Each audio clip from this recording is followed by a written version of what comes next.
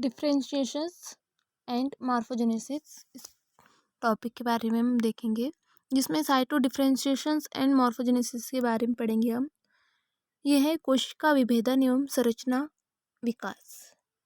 तो सबसे पहले साइटो डिफरेंशिएशन पढ़ेंगे। डिफरेंशिएशन में इसको जान लेते हैं हम।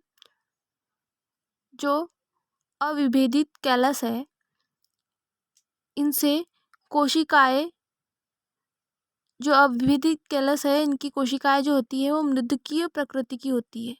इन कोशिकाओं का जो विभेदन विभिन्न प्रकार की कोशिकाओं के लिए पुनः विभेदन यानी कि जो कोशिकाएं हैं उनका विभेदन यानी डिफरेंशिएशंस विभिन्न प्रकार की सेल्स के लिए पुनः विभेदन यानी कि रीडिफरेंशिएशंस के समय इन कोशिकाओं द्वारा संपूर्ण पौधा बनाने के लिए आवश्यक होता है।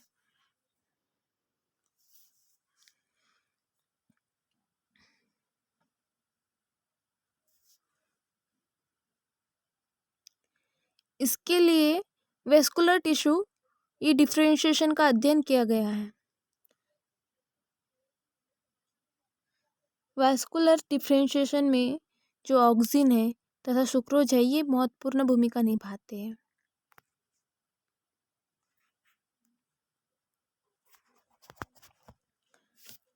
जाइलम ऊतक में साइटोकाइनिन्स और जिब्रेलिन्स ये क्या करते हैं, डिफरेंशिएशन को प्रेरित करते हैं।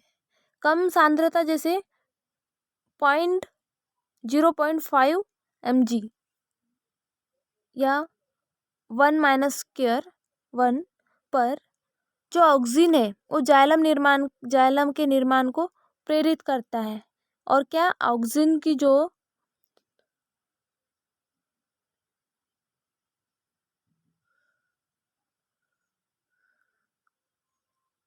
सांद्रता है तथा जाइलम विभेदन की डिग्री के मध्य जो व्युत्क्रम है, इनवर्स है, इनके बीच ये इनवर्स या व्युत्क्रम का संबंध होता है। किनके बीच, जो ऑक्सिन सांद्रता और जाइलम डिफरेंशिएशन के बीच में जाइलम डिफरेंशिएशन की डिग्री के मध्य में व्युत्क्रम का संबंध होता है।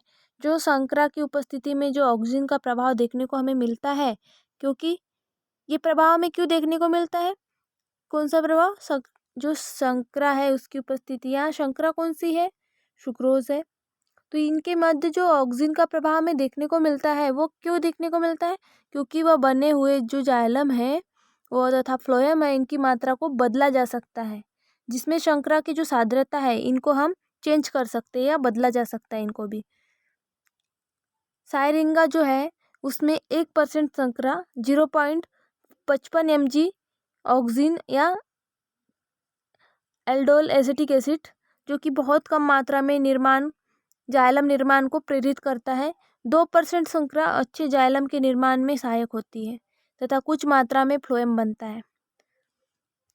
फिर 2.5 से 3.0% शंकरा जाइलम तथा फ्लोएम डिफरेंशिएशन समान मात्रा में प्रेरित करती है तथा 4% शंकरा केवल जाइलम निर्माण को प्रेरित करती है।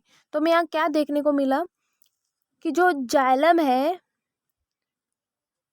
वो उसका जो निर्माण है उसकी निर्माण में जाइलम के निर्माण में जो शंकरा की मात्रा है वो कितनी है, तो 1% शंकरा में कितनी मात्रा थी, 0.55 mg जो एल्डोल एसिटिक एसिड की जो कि बहुत कम मात्रा में जाइलम को निर्माण करता है। ठीक है, 2% शंकरा अच्छे जाइलम के निर्माण में सहायक होती है। फिर कुछ मात्रा में यहाँ पे फ्लोएम भी बनता है।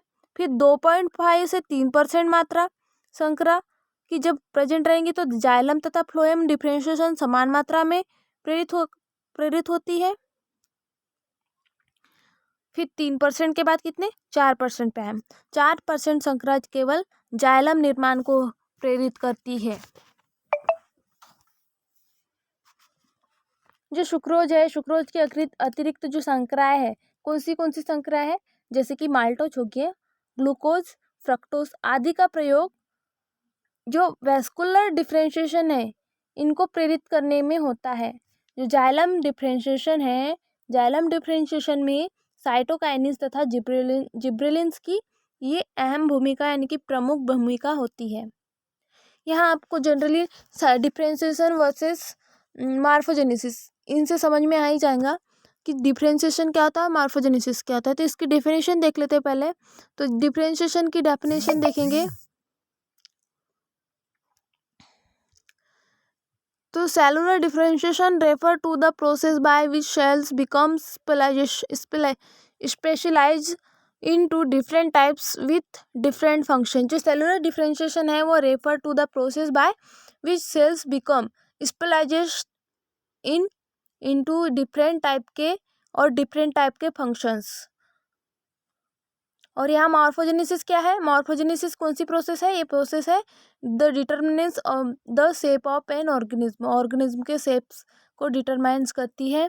और ये जो डिफ्रेंशिएशन है वो डिफ्रेंशिएशन सेलुलर डिफ्रेंशिएशन से रेफर, यह ऐसी प्रोसेस है जिसमें specialisation into the different type of different functions होते हैं। फिर level at which at occur, अगर लेवल 1 की बात करें तो यहाँ बेसिकली जो सेलुलर लेवल पर डिफरेंशिएशन होता है और मॉर्फोजेनेसिस में बेसिकली एट टिश्यू ऑर्गन और ऑर्गेनिज्म लेवल पर होता है मॉर्फोजेनेसिस। कंट्रोल कैसे, ये बाय ट्रांसक्रिप्शन फैक्टर्स के द्वारा कंट्रोल होती है डिफरेंशिएशन प्रोसेस। और ये मॉर्फोजेनेसिस क्या होती है, spatial and temporal control of embryo mechanics. और जो सेल मूवमेंट है वो cell movement does not play a critical role, यहाँ सेल मूवमेंट जो होते हैं वो क्रिटिकल रोल प्ले नहीं करते हैं।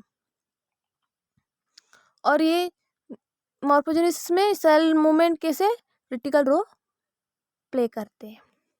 तो ये तो इनका डिफरेंशिएशन यानी कि अंतर हो गया, डिफरेंस हो गया। और अगर हम मॉर्फोजेनेसिस के बारे में बात करें तो मॉर्फोजेनेसिस क्या है, एक कोशिका तथा जो कैलस है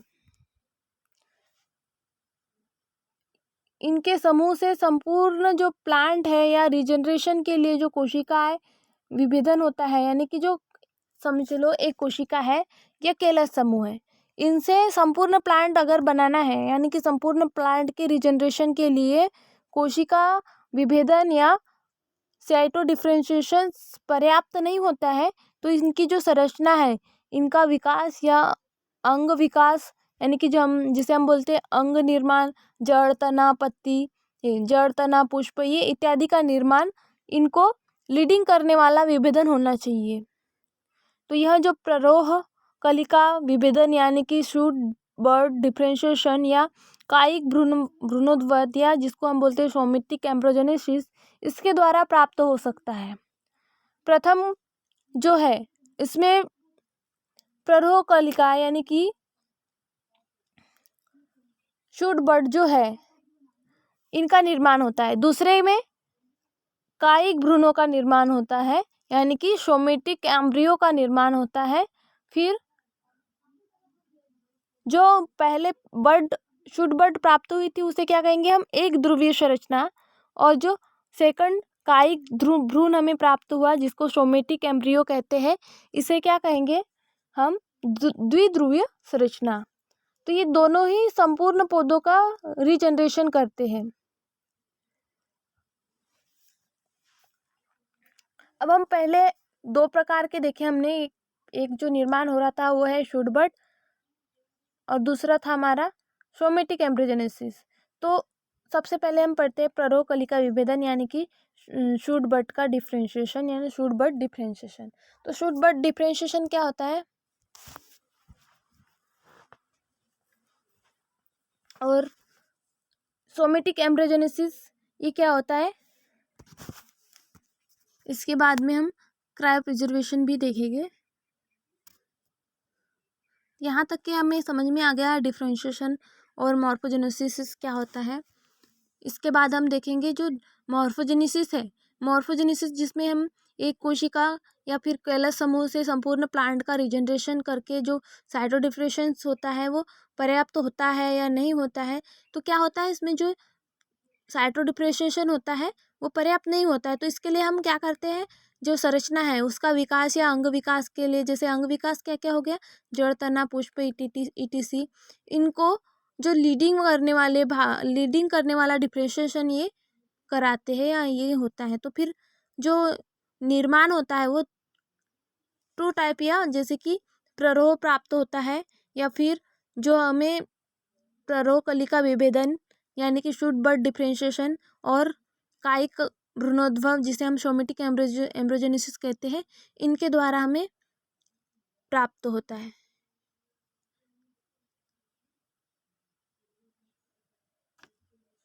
तो ये जो प्रथम बार जो डिफरेंशिएशन हुआ उसमें प्रथम में प्ररोह कलिकाएं का निर्माण हुआ जिसे हम एक ध्रुवीय संरचना का कहते हैं। फिर दूसरे में कायिक भ्रूण का जैसे कि सोमेटिक एम्ब्रियो का निर्माण हुआ जिसे हम द्विध्रुवीय संरचनाएं कहते हैं।